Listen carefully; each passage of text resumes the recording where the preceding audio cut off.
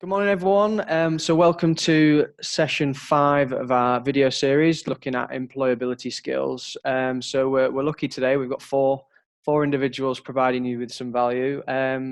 So we've got Caroline again from Recruitment, Rob Knowles, and we've got Alex Wright as well. So today we're going to be looking at personal branding, if you like, and why that's really, really important and something that you should consider as a young person. But before we dive in that, Alex, you've not been on the video before, so if I can ask you to give a bit of introduction to yourself and your business, that would be great. Fantastic. Thanks, Alex. My name's Alex Wright, and I run a creative marketing agency in Brig. It's called Napt & Wright, and we've been going for the best part of 6 years now. When I moved up to Lincolnshire 7 years ago, I decided to set up on our own, having worked for a design agency for 9 to 10 months.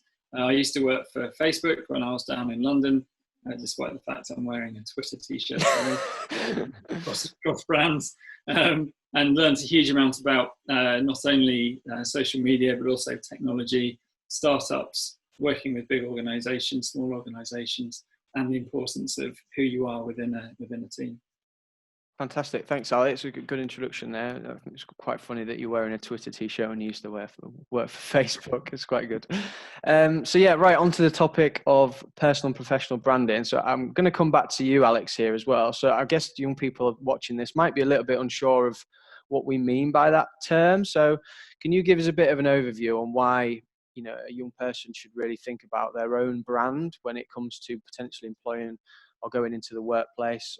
Or even outside, really, I suppose, in their social circles as well. Like it could, transfer across too. So, absolutely. So, if someone had talked to me about personal branding 20 years ago when I was 18, I probably would have forged my way through my career much faster than I did. Because you're absolutely right that your personal branding is how you portray yourself and the impression that other people get of you, and whether that people have only a few seconds to make that judgment.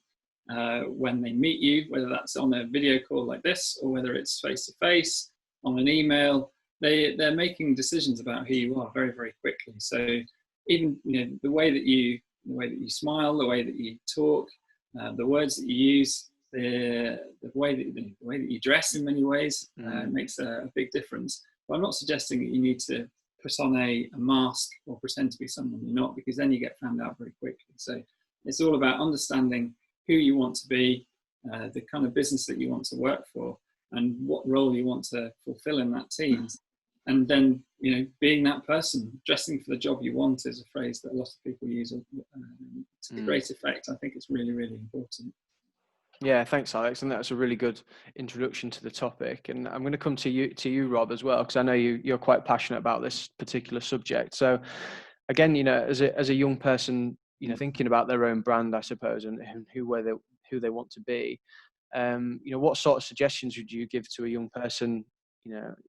Things to think about, I suppose, when potentially approaching a company or applying for a job. What sort of things should they be thinking about in relation to their own personal brand? Okay, so for me, it starts a little bit earlier.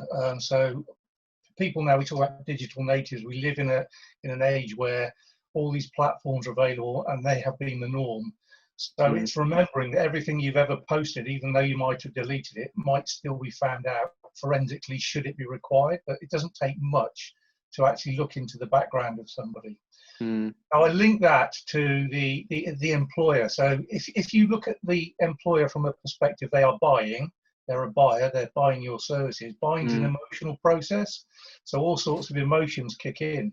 So if you've got a wonderful application and you've done all the great stuff we've talked about in the other series of these videos, and then the employer or the potential employer does a little bit of background check on you through your Snapchat or your Facebook or your LinkedIn, whatever, they might find something that just turns them off. They just don't want that. Or it might be that you actually stand for something that they passionately believe the opposite of. So just be very, very, very aware from this day forward, as it were, that everything you post, put up, etc., is traceable. And it kind of leads into that personal branding, and it's quite tough. It's an old adage that people used to use when I was a voluntary radio presenter, that you don't say anything you wouldn't want your grandmother to hear. apply that to don't Yeah. post anything you wouldn't want your grandparents to Yeah. see. Mind you, we live in an enlightened age, a different age. So if you take that thing, just be very, very aware. Yeah.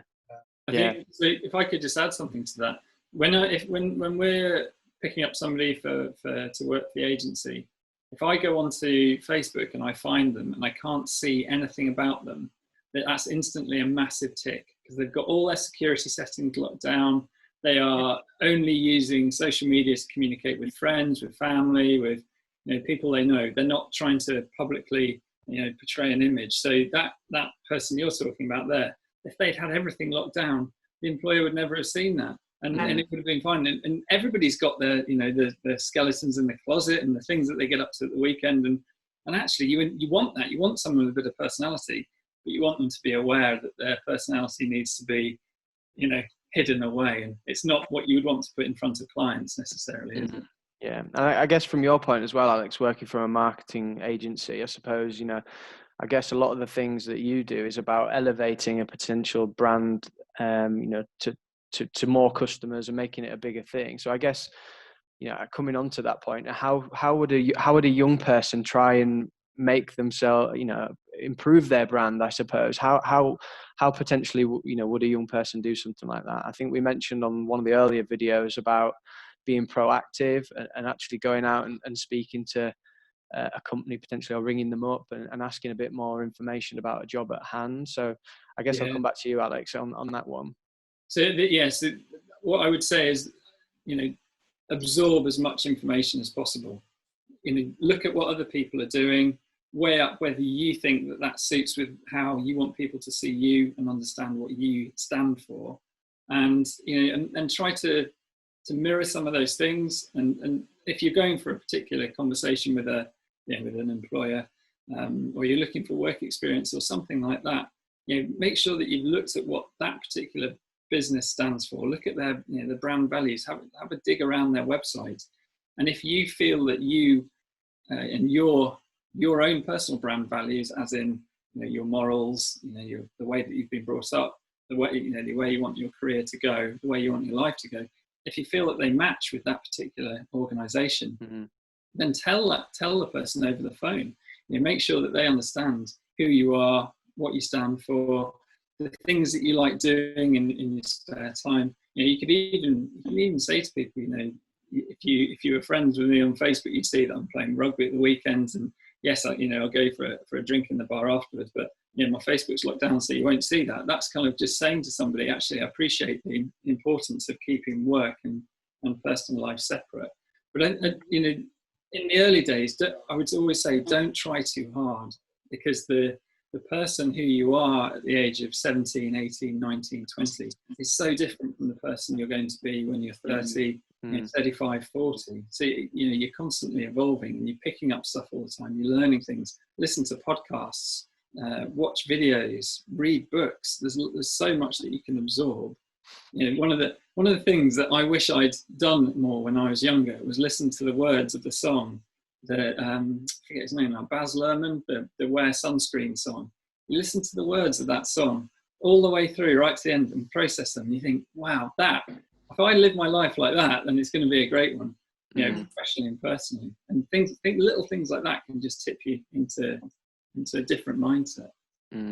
Yeah, great. I think a few really good points there, Alex. Rob, have you got anything to kind of pick up on that? I mean, from your point of view, I think Alex has mentioned there really about, I guess it's a journey of personal development, isn't it? And always try and learn, maybe try and find yourself some really good role models that you can kind of look up to, that that you stand for, have similar morals for as well. So, have you got anything to add on that, Rob? Just an anecdote with somebody I worked with some years ago. The office was based in the northeast, and this young girl was very good. She's moved on to other things now. So when you get chatting, say, well, why do you think that you got the job? And she said she honestly didn't know, but she'd make it her mission to find out. So she spoke to HR, and one of the big things that swayed her over somebody else was during the interview, they asked why you wanted to work with this company. She gave all the kind of the answers you'd expect about development, etc., etc. And she goes, there's one other thing. She said, last year, you have a charity and you help the local community. And my gran was one of those people that got help. So I really like that. So I think that's great. And she came away and actually thought that was not a good thing to say. She'd actually forgotten that. But that was the thing that tipped her over, that tipped the application over. So she was just being herself, being genuine. And the other candidate apparently was equally as well qualified. So the tough decision that the recruiter, or I beg your pardon, the HR made at that time is based on that, going back to what I said earlier about emotion. So it's unintentional. It wasn't deliberately deployed, but hey, you got the job. Yeah, just, I guess, that expressing that bit of personality, isn't it? And again, not being afraid as such to, to show that and put that personality across as well. No, I think sorry, Alex.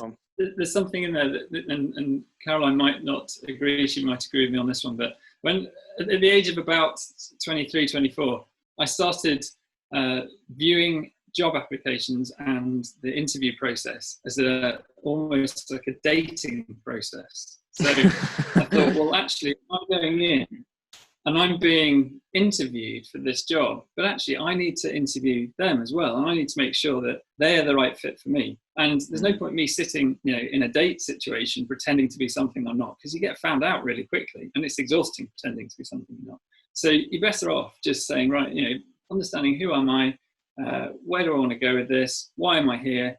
And then trying to learn about what the employer wants. And you find actually you get the right job most of the time, and actually you get selected for the job most of the time because of that fit, because of that kind of open mindset and that kind of gelling together. It makes a big difference. Yeah, I think that is really important, isn't it? I guess, Caroline, I'll come to you on that. Is that something that you kind of agree with as well? Oh yeah, definitely. I think that with regards to recruitment, it is basically matching, client and candidate in perfect harmony. So yeah, it is a little bit about like a date really. I think it is very important. I think doing your research prior to interview, be very, very conscious about what you wear. I think that's also very important. Make sure that you make the right impression. Be honest. Be honest. Absolutely be honest, because otherwise you will get found out.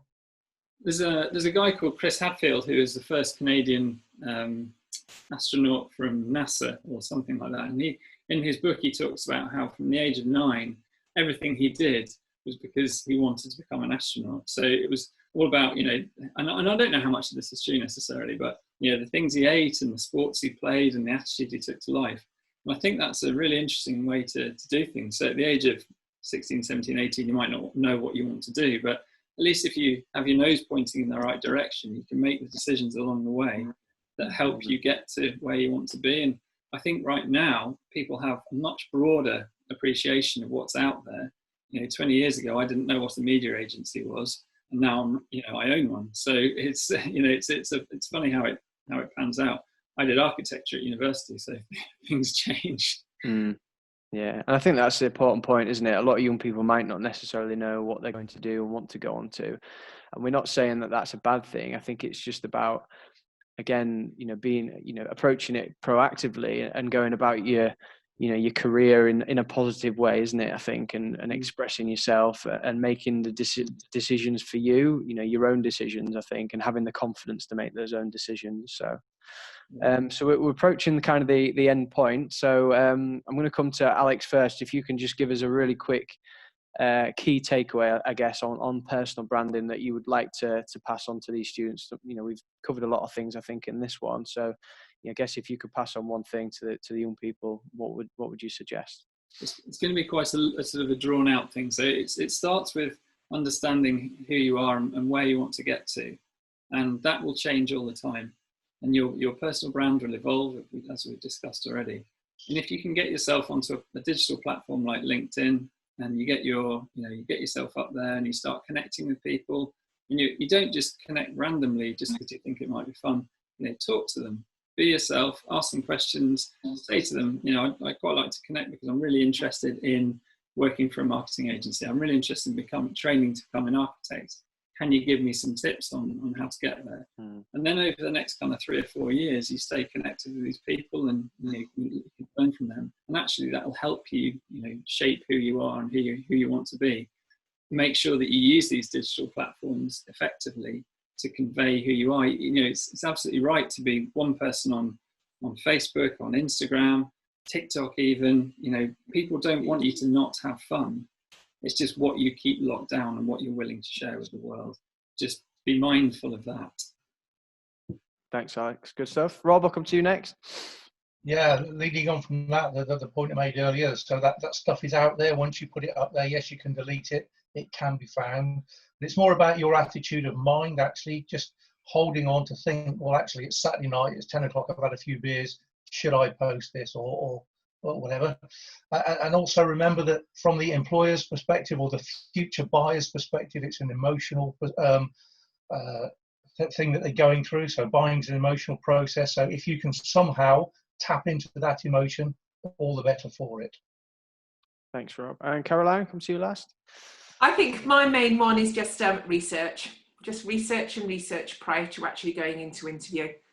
And as I say, just the honesty thing I think is really quite important.